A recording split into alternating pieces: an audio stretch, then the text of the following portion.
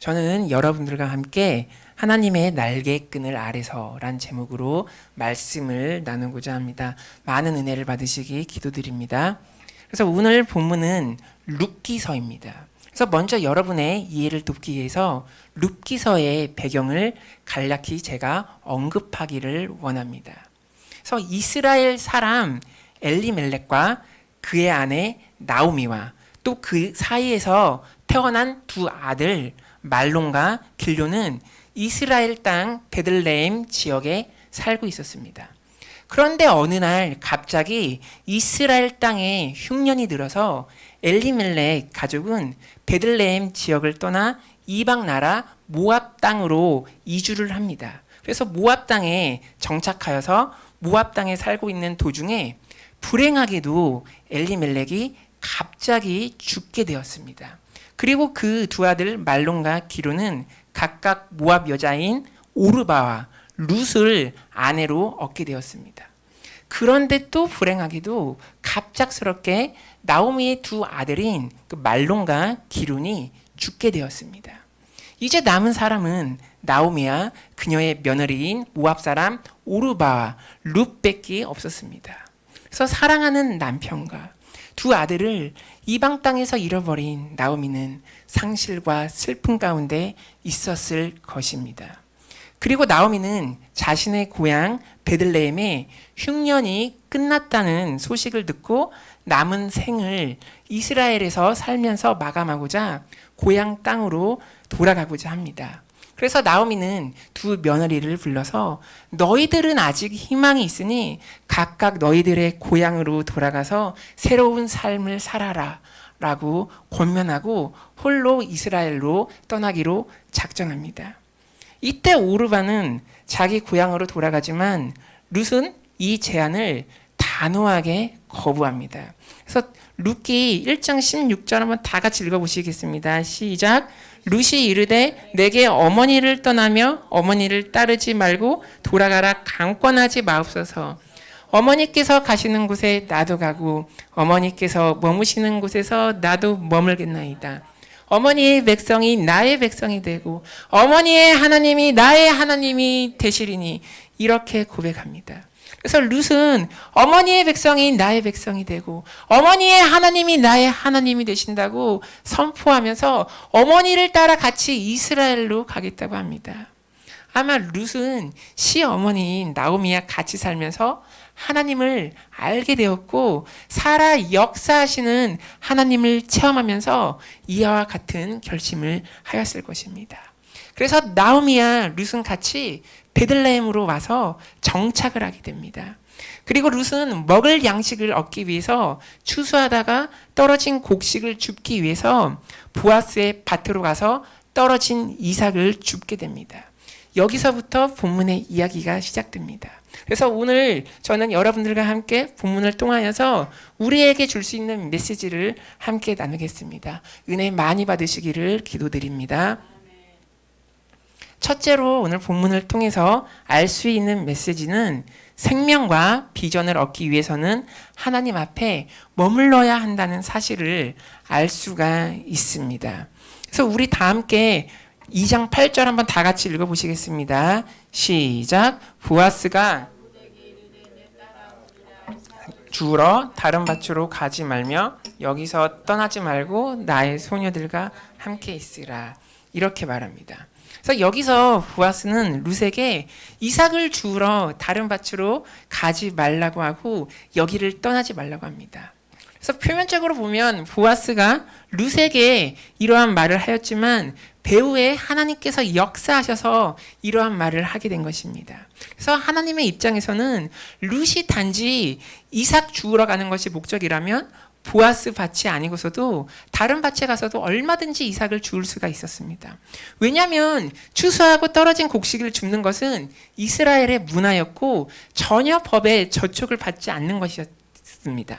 그래서 다른 주인의 밭에서도 얼마든지 이삭을 주울 수 있었습니다. 그러나 하나님의 목적은 단지 이삭을 줍는 것만이 목적이 아니었습니다. 하나님의 시각으로는 단지 이삭을 많이 주어서 룻의 창고를 가득 채우는 것이 주된 목적이 아니었고, 하나님을 섬기는 보아스의 밭에서 또 다른 하나님의 비전을 향한 아름다운 목적이 있었기 때문입니다. 그래서 하나님의 보이지 않는 손이 살아 역사하는 하나님의 추수밭에 우리가 머물러야 하는 것입니다. 사랑하는 여러분, 하나님께서 계획하시고 계시는 아름다운 비전을 위하여 하나님 앞에 머무시기를 바랍니다. 단지 육신적인 것, 물질적인 것인 이삭에만 만족하지 마시고 우리가 생각하는 것보다 더 큰 것을 예비하시는 주님을 바라보시기 바랍니다. 그런데 세상 신들도 나도 너희에게 세상적인 이삭을 줄 수 있어, 너의 배고픔과 만족을 채워줄 수 있다고 우리를 유혹합니다. 그러면서 하나님이 역사하시는 추수의 밭을 떠나라고 속삭입니다. 그래서 어떤 사람은 이러한 사탄의 꾀임에 이끌려서 이신, 저신, 헛된 우상들을 쫓아다니면서 물질과 정신을 다 탕진하며 방황하는 삶을 살고 있는 분들이 있습니다. 그러나 하나님께서는 이삭을 주우러 하나님의 역사하심이 없는 다른 밭을 가지 말라고 하십니다. 왜냐하면 하나님께서는 여러분들을 위하여 상상치도 못하는 큰 계획하심과 섭리를 인도하고 계획하고 있기 때문입니다. 여러분이 나중에 알겠지만 룻기서의 주제는 단순히 배고픈 여인에게 이삭을 공짜로 주신 하나님의 은혜에 초점을 맞춘 것이 아니라 나중에 이방 여인 룻의 후손으로 다윗 왕과 예수님이 태어나게 되는데, 이러한 하나님의 위대한 섭리와 은혜를 찬양하고 있는 책입니다. 하나님께서는 룻기서를 통하여서 이삭보다 더 큰 가치인 하나님의 은혜와 사랑과 긍휼과 자비를 계시하고 계십니다. 사랑하는 여러분, 세상적인 이삭에만 초점을 맞추어서 이신, 저신, 헛된 것을 쫓아가시면 안 됩니다. 그들은 여러분들에게 이삭을 준다고 말하지만 결국 나중에 이삭조차 다 빼앗고 이삭보다 더 큰 가치인 영혼의 생명과 만족을 주지 못하고 사망으로 인도하기 때문입니다. 그래서 예레미야 2장 13절에 보면 이렇게 말씀하고 있습니다. 내 백성이 두 가지 악을 행하였으니 곧 그들이 생수에 근원되는 나를 버린 것과 스스로 웅덩이를 판 것인데 그것은 그 물을 가두지 못할 터진 웅덩이들이니라. 이렇게 고백하고 있습니다. 그래서 성경은 헛된 신, 우상에게 이끌리면 물을 가두지 못한 터진 웅덩이를 판 것이나 마찬가지라고 말씀하고 있습니다. 그래서 우리가 하나님께서 통치하시는 추수밭을 떠나 헛된 우상을 쫓아서 거기서 이삭을 줍는 행위는 마치 터진 웅덩이에서 물을 찾는 것처럼 우리의 영혼의 목마름을 해결해 주지 못합니다. 그 결과 우리의 영혼이 피폐하게 되고 우리의 영혼을 사탄의 위협 가운데 노출시킵니다. 그러나 하나님의 추수밭에 머물면 어떻습니까? 다음 구절 한번 보겠습니다. 다 같이 한번 읽어보시겠습니다. 시작. 그들이 베는 밭을 보고 그들을 따르라. 내가 그 소녀들에게 명령하여 너를 건드리지 말라 하였느니라. 마르거든 그릇에 가서 소년이 길러온 것을 마실지라 하는지라. 이렇게 말씀하고 있습니다. 그래서 다른 사람들이 룻을 건들지 못하도록 하게 합니다. 이것은 바로 하나님이 역사하시는 추수밭에 머무는 사람들에게 하나님의 보호하심이 임한다는 것입니다. 그래서 우리가 하나님의 추수밭에 머물면 하나님께서 불꽃 같은 눈으로 우리를 지키시고 보호해 주십니다. 그리고 이처럼 원수의 공격을 처음부터 원천으로 차단하여 우리를 돌보시고 보호해 주십니다. 사랑하는 여러분, 하나님의 추수밭에 머무시어 하나님의 절대적인 보호하심을 체험하시는 여러분이 되시길 바랍니다. 그리고 또 이 본문에 보면 룻이 목이 마를 경우에 소년들이 길러온 물을 마시게 합니다. 그래서 룻이 힘들게 직접 물을 찾으러 갈 필요가 없습니다. 단지 주인이 공급해주는 물을 마시기만 하면 됩니다. 이것은 무엇을 상징합니까? 바로 하나님의 추수밭에 머무는 자에게는 터진 웅덩이가 아니라 하나님께서 영원한 생수를 우리에게 공급해 주신다는 것을 의미하고 있습니다. 그래서 하나님께서 주시는 생수는 우리의 영혼이 목마르지 않는 샘물을 공급해 주십니다. 그래서 요한복음 4장 14절에 보면 이렇게 말씀하고 있습니다. 내가 주는 물을 마시는 자는 영원히 목마르지 아니하리니 내가 주는 물은 그 속에서 영생하도록 솟아나는 샘물이 내리라. 이렇게 말씀하고 있습니다. 그래서 이처럼 하나님의 추수밭에 머무는 사람들에게는 영원히 목마르지 않는 생수, 영생하는 샘물을 주십니다. 그래서 하나님이 통치하시는 추수밭에 머무시어 하나님이 공급하시는 영원의 샘물을 마시는 여러분이 되시기를 바랍니다. 사랑하는 여러분, 세상의 신들, 육신의 정욕, 안목의 정욕, 이생의 자랑은 우리에게 다음과 같이 달콤하게 속삭입니다. 하나님의 추수밭에 머무는 것보다 더 많은 이삭을 줄 테니 하나님의 추수밭을 떠나라고 우리에게 속삭입니다. 사탄은 여러분에게 하나님께서 이삭을 주시는 것보다 내가 더 많은 이삭을 줄 수 있다고 거짓으로 유혹합니다. 혹시 이러한 사탄의 속삭임에 속아 헛된 우상, 다른 사람들, 물질, 명예, 나의 유익만을 쫓아 떠나셨습니까? 그러나 세상과 사탄은 맨 처음에 내가 가지고 있는 이삭보다 더 많은 것을 줄 수 있어도 결국 실상을 파헤쳐보면 무엇인가를 담지 못하는 터진 웅덩이와 같아서 우리의 영혼을 피폐하게 합니다. 그러나 하나님께서는 이삭을 주우러 다른 밭으로 가지 말고 여기에 하나님이 통치하시는 추수밭에 머물라고 말씀하십니다. 하나님께서는 이 추수밭에서 은혜 위에 은혜를 부어주시겠다고 우리에게 말씀하십니다.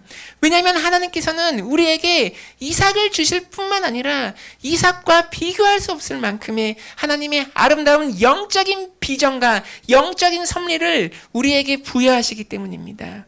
그래서 하나님의 시선은 물질적인 이삭에만 머물러 있지 않습니다. 하나님의 시선은 인류를 구원할 크고 아름다운 계획을 바라보십니다. 그래서 하나님께서는 사랑과 자비와 긍휼을 베풀어 주시어 영혼을 구원하시는 큰 계획을 바라보십니다. 그것을 위하여 여러분들을 보호해 주십니다. 악인에게서 여러분을 건지시며 후악한 자들에게서 여러분을 보존하시고 악인의 공격을 사전에 원천 봉쇄하여 주십니다. 그리고 여러분에게 마르지 않는 영혼의 생수를 공급하십니다. 그리하여 이삭보다 더 큰 하나님의 섭리와 비전을 바라보시고 하나님의 보이지 않는 손이 통치하시는 그 추수밭을 떠나시지 마시는 여러분이 되시기를 간절히 기도드립니다. 아멘. 둘째로 본문을 통하여 알 수 있는 메시지는 은혜를 받기 위한 지름길은 하나님의 날개 아래로 보호받으러 가야 한다는 사실입니다. 그래서 룻은 이스라엘 입장에서 보면 이방인입니다. 타국에서 이방인으로 산다는 것은 매우 힘든 일입니다. 현실적으로 어느 나라를 가든지 자기와 다른 사람들을 차별하고 무시하는 성향은 어디나 다 있습니다. 우리나라에서도 외국인 노동자들을 차별하는 정도가 너무 심해서 뉴스에 나온 적도 있습니다. 그런데 특히 이스라엘에서는 자기 민족만이 하나님께 선택받았다는 선민의식이 너무나도 강해서 다른 이방 민족을 적대시하고 차별하는 정도가 너무 많이 심했습니다. 그럼에도 불구하고 룻은 이방 여인이지만 나오미를 존경하고 나오미가 믿는 하나님을 너무나 사랑하여서 심한 차별받을 것을 각오하고도 이스라엘로 이주했습니다. 왜냐하면 이방인으로 차별받는 고통보다 하나님을 사랑하는 기쁨이 훨씬 더 크기에 이러한 선택을 한 것입니다. 그런데 이스라엘 땅에 정착하니 기적이 일어났습니다. 막상 도착해 보니 하나님께서 주신 은혜로 말미암아 차별은커녕 자국민도 받기 어려운 호혜와 은혜를 부하스로부터 받았습니다. 그래서 본문에 보면 룻은 너무나 의아해서 보아스에게 다음과 같이 질문합니다. 나는 이방 여인이거늘 당신이 어찌하여 나에게 은혜를 베푸시며 나를 돌보십니까? 라고 이렇게 질문합니다. 그러자 보아스가 어떻게 대답합니까? 한번 다음 구절 한번 다 같이 읽어보시겠습니다. 시작. 보아스가 그에게 대답하여 이르되 모든 것과 내 부모와 고국을 떠나 전에 알지 못하는 백성에게로 온 일이 내게 분명히 알려졌느니라. 여호와께서 내가 행한 일에 보답하시기를 원하며 이스라엘의 하나님 여호와께서 그의 날개 아래에 보호를 받으러 온 내게 온전한 상 주시기를 원하노라 하는지라. 이렇게 말씀하고 있습니다. 그래서 보아스는 룻이 시어머니에게 행한 일, 즉 어머니의 백성이 나의 백성이 되고 어머니의 하나님이 나의 하나님이 되시리이다 라는 그 믿음을 가지고 이스라엘 땅에 이주한 사실이 알려졌다고 대답합니다. 그리고 룻을 어떻게 축복합니까? 이스라엘의 하나님 여호와께서 그의 날개 아래에 보호를 받으러 온 너에게 온전한 상을 주시기를 원한다고 축복합니다. 여기에 하나님의 은혜를 받을 수 있는 원리가 나타나 있습니다.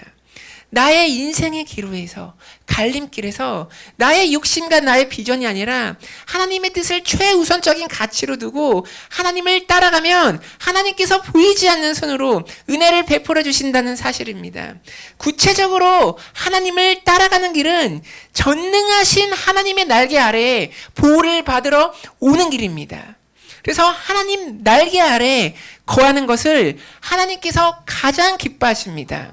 그리하여 내가 인생의 중요한 갈림길에서 무엇보다 하나님을 선택하여 하나님의 날개 아래에 내가 보호받으러 가야겠다는 그 믿음이 있으면 하나님께서 은혜를 베풀어 주실 뿐만 아니라 상을 베풀어 주십니다. 그래서 룻에게 있어서는 자기의 인생길에서 하나님의 날개 그늘 아래로 나아간다는 그 믿음이 있었습니다. 그래서 히브리서 11장 6절에 보면 이렇게 말씀하고 있습니다. 믿음이 없이는 하나님을 기쁘시게 하지 못하시니 하나님께 나아가는 자는 반드시 그가 계신 것과 또한 그가 자기를 찾는 자들에게 상 주시는 이심을 믿어야 할지니라. 이렇게 말씀하고 있습니다. 그래서 히브리서 기자는 믿음으로 하나님께 나아가면 하나님께서 자기를 찾는 자들에게 상 주시는 이심을 믿으라고 우리에게 권면하고 있습니다. 사랑하는 여러분, 인생의 중요한 갈림길에서 믿음으로 하나님의 날개끈을 아래로 나아가시기 바랍니다. 그러면 하나님께서 여러분에게 상을 주실 것입니다.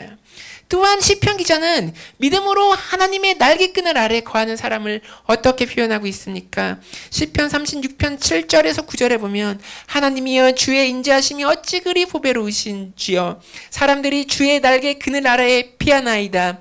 그들이 주의 집에 있는 살찐 것으로 풍족할 것이라. 주께서 주의 복락의 강물을 마시게 하시리이다. 진실로 생명의 원천이 주께 있사오니 주의 빛 안에서 우리가 빛을 보리이다. 이렇게 고백하고 있습니다. 그래서 주님의 날개끈을 아래 거하는 사람은 주의 복락의 강물을 마시고 생명의 원천을 공급하고 주님의 빛을 본다고 말씀하고 있습니다. 사랑하는 여러분, 여러분의 인생길에 있어서 중요한 선택을 해야 되는 갈림길에 서 계십니까? 혹시 진로의 선택, 사업의 선택, 만남의 선택, 거주지의 선택, 사람의 선택 등 중요한 선택을 해야 하는 시점에 있으십니까? 그렇다면 무엇보다 내가 선택하는 것이 그 무엇보다 하나님의 뜻을 반영하고 있는가를 성찰해 보시고 하나님의 날개끈을 아래로 거주하는 삶을 선택하시기를 바랍니다. 하나님의 뜻과 비전을 우선적으로 쫓아가는 신앙의 모험을 하시기를 바랍니다. 룻 보세요. 룻은 안전하게 현실에 안주하는 것보다 차별당하는 것을 감수하면서까지 하나님의 날개끈을 아래로 달려가는 신앙의 모험을 선택하였습니다. 그러나 하나님의 그늘 아래로 들어오면 하나님께서 은혜와 사랑을 베풀어 주시고 빛을 비추어 주시고 생명의 원천을 공급해 주십니다. 그러므로 사랑하는 여러분, 하나님의 날개끈을 아래로 거주하시기 바랍니다. 그런데 하나님 날개끈을 아래에 거주하는 방식은 사람마다 구체적으로 다를 수가 있습니다. 그래서 룻에게 있어서 하나님의 날개끈을 아래에 거주한다는 것이 인생길의 갈림길에서 하나님을 선택하여 주인으로 모시고 따라가는 것이었습니다. 그래서 룻이 하나님을 선택한 것은 표면적으로 보면 룻이 선택한 것 같지만 하나님께서 그러한 선택을 할 수 있도록 먼저 은혜와 사랑을 마음 가운데 부어주셨기 때문에 그것이 가능한 일이었습니다. 그렇다면 다윗에게 있어서 하나님의 날개끈을 아래 거한다는 것이 어떤 것이었습니까? 다윗이 도피자의 신세가 되어서 유대 광야에 있을 때 지은 시가 시편 63편인데 여기에 하나님의 날개끈을 아래에 거하는 구체적인 방법이 나와 있습니다. 한번 다 같이 읽어보시겠습니다. 나의 입이 기쁜 입술로 주를 찬송하되 내가 나의 침상에서 주를 기억하며 새벽에 주의 말씀을 작은 소리로 읊조릴 때에 하오리니 주는 나의 도움이 되셨음이라. 내가 주의 날개 그늘에서 즐겁게 부르니이다. 이렇게 고백하고 있습니다. 다윗이 주님의 날개 그늘에 거하는 방식은 무엇입니까? 손을 높이 들고 하나님을 찬송하며 하나님의 말씀을 소리내어 읊조리고 있을 때가 바로 주님의 날개 그늘 아래에 거하는 것이라고 말하고 있습니다. 다윗은 하나님을 찬양하고 주님의 말씀을 읽으면서 주님과 영적으로 교제할 때가 바로 믿음으로 주님의 날개 그늘 아래에 거하는 것이라고 말씀하고 있습니다. 그래서 그 결과 원수가 나를 해하지 못한다고 이렇게 다윗은 말하고 있습니다. 어떻게 다윗은 도망자로서 자기 목숨이 위태로운 상황 가운데 있었을 때조차도 평안히 하나님을 찬양하고 말씀을 읊조릴 수가 있었습니까? 이것은 바로 하나님께서 위로부터 부어주시는 은혜가 있었기 때문입니다. 사랑하는 여러분, 그렇다면 여러분만의 주님의 그늘 아래 거하는 방법은 무엇입니까? 룻처럼 인생의 갈림길에서 하나님을 선택하는 것입니까? 다윗처럼 하나님을 찬양하고 말씀을 읊조리는 것입니까? 아니면 하나님께 기도하는 것입니까? 이웃을 하나님의 사랑으로 섬기는 일입니까? 제가 언급한 모든 방법이 하나님의 날개끈을 아래 거하는 방법입니다. 그러나 그 무엇이 되었던 간에 가장 중요한 사실은 하나님의 날개끈을 아래 거하는 것이 나의 행위로 말미암은 것이 아니라 전적으로 하나님의 은혜로 말미암은 것입니다. 그래서 로마서 11장 6절에 보면 이렇게 말씀하고 있습니다. 만일 은혜로 된 것이면 행위로 말미암지 않음이니 그렇지 않으면 은혜가 은혜되지 못하느니라. 이렇게 말씀하고 있습니다. 그래서 율법에 초점을 맞추어서 나의 행위로 말미암은 것은 은혜가 될 수 없습니다. 하나님의 날개끈을 아래에 거하는 것은 나의 행위나 종교적인 수양이 아니라 전적으로 하나님의 은혜로 된 것입니다. 그래서 우리가 하나님의 날개끈을 아래에 달려갈 수 있는 은혜의 힘을 우리가 먼저 받아야 됩니다. 그래서 하나님의 날개끈을 아래 거하는 것은 전적으로 은혜로 말미암기 때문에 여러분의 사회적인 지위와 상태가 중요한 것이 아닙니다. 룻 보세요. 룻의 지위는 차별받는 이방인이었습니다. 다윗은 또 어떻습니까? 하나님의 날개끈을 아래 거했을 때 유대 광야로 도망간 도망자였습니다. 그리고 이사야서에 보면 하나님의 날개끈을 아래 거하는 자들은 빈궁한 자, 환난당한 자, 가난한 자, 폭풍 만난 자라고 말씀하고 있습니다. 사랑하는 여러분, 현재 여러분의 상황이 환난 맞고 폭풍 맞고 방황하고 빈곤한 상태에 있습니까? 그렇다면 바로 이때가 하나님의 날개끈을 아래에 거할 수 있는 주님의 은혜를 받을 수 있는 기회입니다. 여러분의 상태가 어떠하든지 하나님의 은혜를 받기 위해서 하나님의 날개끈을 아래로 나아가면 여러분은 주님의 형상으로 변화하는 삶을 살게 될 것입니다.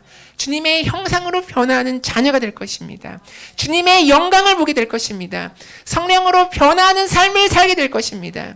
영과 진리로 하나님만을 겸손히 예배하는 진정한 예배자의 삶을 살게 될 것입니다. 그리고 여러분의 비전을 하나님 안에서 이루실 것입니다.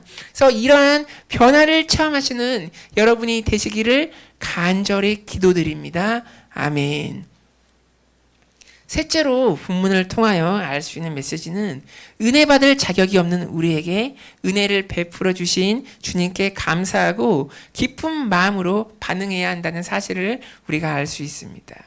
그래서 룻은 이삭을 줍는 데 있어서 은혜와 호의를 보아스로부터 받고 어떻게 반응합니까?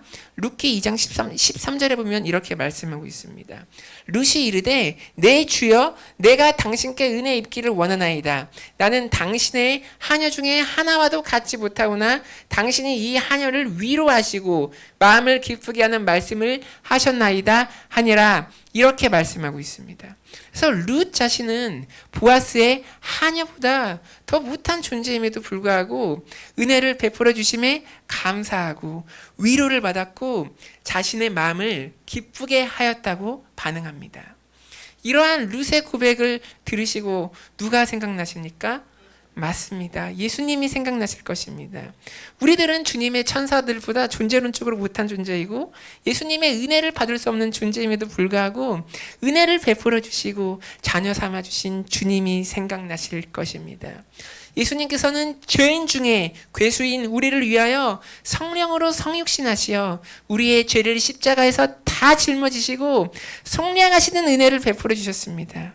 우리는 이미 존재론적으로 죄 중에 잉태하였고 타락하여서 도저히 이러한 구속의 은혜를 받을 자격이 없는 존재입니다. 그런데 주님께서 우리에게 은혜를 베풀어 주셨습니다. 우리가 이제 취해야 할 태도는 룻이 내 주여 내가 당신께 은혜 입기를 원하다이다 라는 고백을 하여 룻이 은혜를 기쁘게 받아들인 것처럼 우리도 예수님의 대속의 십자가의 은혜를 믿음으로 기쁘게 받아들여야 합니다. 이 은혜를 받아들이시는 여러분이 되시기를 바랍니다. 주님의 대속의 은혜가 얼마나 기쁘고 좋은 소식입니까? 우리를 창조하신 하나님께서 사람으로 오셔서 우리의 죄를 대속해 주신 것은 은혜 중의 은혜입니다. 이제 예수님으로 인하여 구원의 길이 열렸습니다. 천국 가는 길이 열렸습니다. 소망의 길이 열렸습니다. 이제 우리가 해야 할 일은 이 십자가의 대속의 은혜를 우리가 거부하지 말고 룻처럼 이 은혜를 내가 받기를 원합니다라는 고백으로 하시면서 하나님의 보좌 앞에 나아가시는 여러분이 되시기를 바랍니다. 그래서 예수님을 믿는 믿음으로 우리가 구원의 은혜를 받을 수가 있습니다. 사랑하는 여러분, 예수님을 여러분의 구세주로 영접하시기 바랍니다. 믿으시기를 바랍니다. 그리고 이러한 은혜를 베풀어 주신 예수님의 은혜에 감사하시기 바랍니다. 왜냐하면 감사를 하면 할수록 은혜가 더욱더 넘치기 때문입니다. 그래서 고린도후서 4장 12절 한번 다 같이 읽어보시겠습니다. 이는 모든 것이 너희를 위함이니 많은 사람의 감사로 말미암아 은혜가 더하여 넘쳐서 하나님께 영광을 돌리게 하려 함이라. 이렇게 말씀하고 있습니다. 그래서 사도 바울은 우리가 감사를 하면 할수록 은혜가 더하여 넘치고 하나님께 영광을 돌릴 수 있다고 이렇게 말씀하고 있습니다. 그래서 룻은 단지 이삭으로 작은 호혜를 받았음에도 불구하고 하녀보다 못한 자신에게 은혜를 베풀어 주심에 진심으로 감사하고 있습니다. 이처럼 룻이 작은 일에 감사를 하니까 그 이후에 룻이 상상조차 못하는 신령한 영적인 축복을 받게 됩니다. 어떤 영적인 축복을 받게 됩니까? 보아스가 기업을 물리어서 룻과 결혼을 하게 되어서 이방인인 룻이 다윗과 예수님의 육신적인 조상이 되는 그러한 축복을 받게 됩니다. 왜 룻이 이러한 축복을 받게 되었습니까? 룻이 절망과 낙심의 상황 속에서 위험을 감수하면서까지 이스라엘로 이주를 하여 하나님을 선택하였고 그 결과 하나님께서 베풀어 주신 은혜에 감사로 제사를 지내니까 은혜 위에 은혜의 축복을 받게 된 것입니다. 사랑하는 여러분, 현재 여러분이 슬프고 낙담하는 상황 가운데 있습니까? 강도 맞은 상황에 있으십니까? 또 관계적인 어려움에 처해 계십니까? 육신의 병으로 아픈 가운데 있습니까? 우울과 낙심의 상황 속에 있으십니까? 희망이라고는 보이지 않는 상황 속에 계십니까? 그러면 룻처럼 어머니의 하나님이 나의 하나님이 되시리니 라는 믿음의 고백을 하시면서 하나님만을 선택하고 바라보시기를 바랍니다.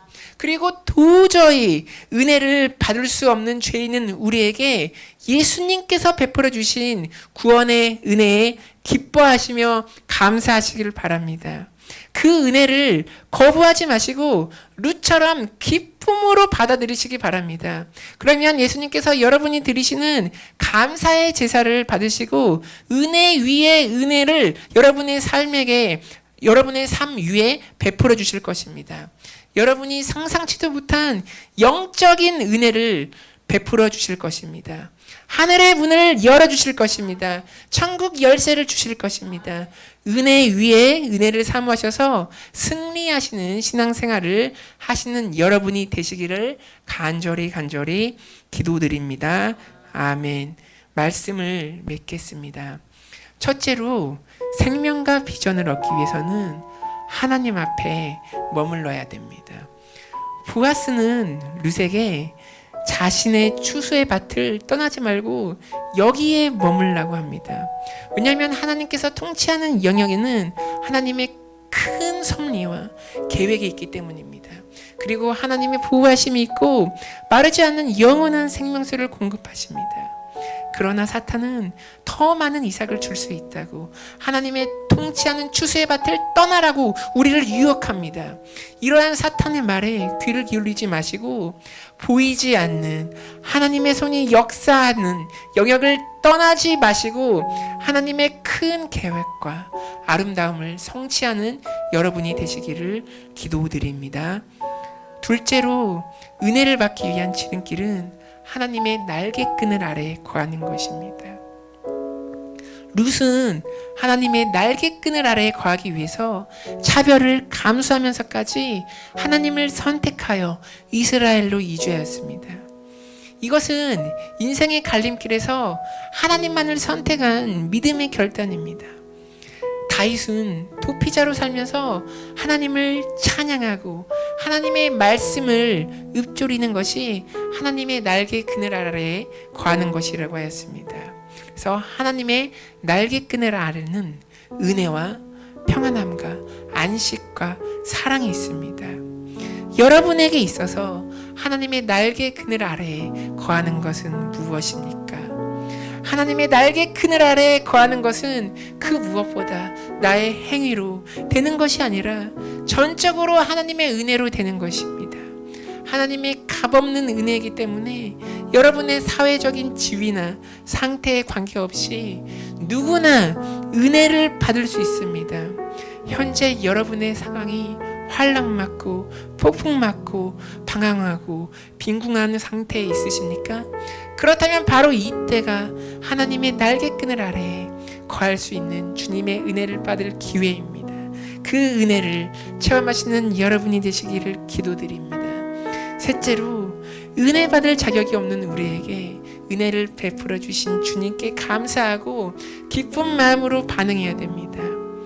룻은 보아스가 베풀어준 이삭을 줄 수 있는 작은 은혜에 대해서 내가 은혜를 받을 수 없는 존재임에도 불구하고 은혜를 베풀어 주심에 감사하고 있습니다. 예수님께서도 은혜 받을 자격이 없는 우리에게 먼저 다가오셔서 십자가의 은혜를 베풀어 주셨습니다. 우리는 이러한 은혜를 믿음으로 받아들이고 감사해야 됩니다. 룻이 작은 것에 감사했을 때 이방인임에도 불구하고 다윗과 예수님의 조상이 되는 영적인 축복을 받은 것처럼 우리도 주님의 십자가의 은혜에 감사할 때 은혜 위에 은혜를 받을 수 있습니다. 그래서 하나님께서 예비하신 은혜 위에 은혜를 받으시는 여러분이 되시기를 간절히 기도드립니다. 아멘. 오늘 들으신 말씀을 생각하시면서 우리 공동으로 합심해서 기도하기 원합니다. 내가 하나님의 역사하심이 있는 추수밭에 머물기를 원합니다. 거기서 하나님의 보호하심과 목마르지 않는 영혼의 생명수를 내가 공급받기 원합니다. 그래서 인생의 선택의 갈림길에서 하나님만을 선택하여 내가 하나님의 날개끈을 아래에 거하기를 원합니다. 그리고 은혜를 받을 수 없는 죄인에게 베풀어 주시는 그 은혜와 사랑에 내가 감사하기 원합니다. 그리고 우리가 그 기쁨으로 반응하여 감추어진 또 다른 은혜 위의 은혜를 내가 받기 원한다고 다 같이 주님의 이름 한번 부르고 다 같이 기도하겠습니다. 주여